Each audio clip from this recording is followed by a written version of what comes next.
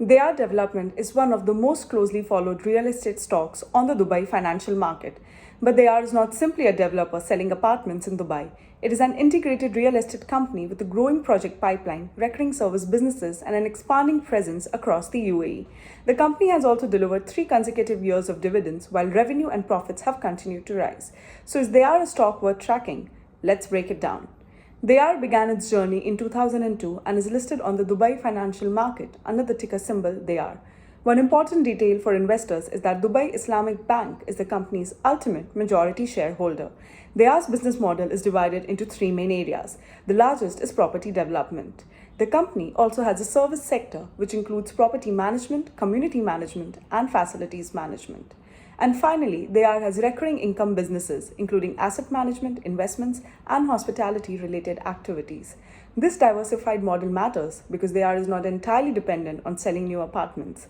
Its property and facilities management businesses can provide more stable revenue, while its development projects create opportunities for larger profits as construction progresses and units are handed over.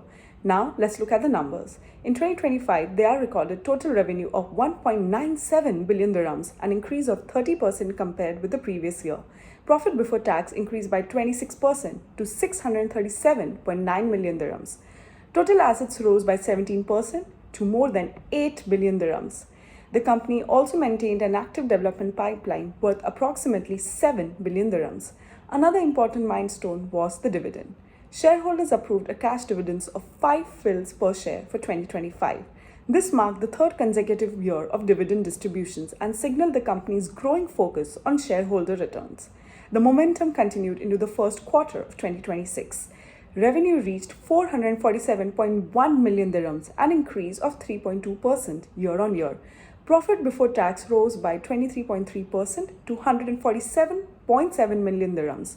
Total assets increased to 8.15 billion dirhams. The quarter also included an important operational milestone. Deyaar handed over 1,425 units across 3 major projects: Regalia and Business Bay, the final district of Jannat in Midtown, and Talia Residences in Al Furjan. But the next phase of growth will depend on the company's upcoming projects. One of the most ambitious is Downtown Residences. At approximately 445 meters tall and more than 110 floors, it is planned as one of the UAE's tallest vertical residential communities and Deyaar's largest project to date. The company is also developing Park 5 in Dubai Production City. Outside Dubai, Deyaar has expanded into new markets. Rivage on Al Reem Island marked the company's entry into Abu Dhabi, while Aya Beachfront Residences represents its debut in Al Quwain. This geographic expansion is important because Deyaar is gradually moving beyond its traditional Dubai-focused business model. From an investor's perspective, there are 5 things to monitor closely.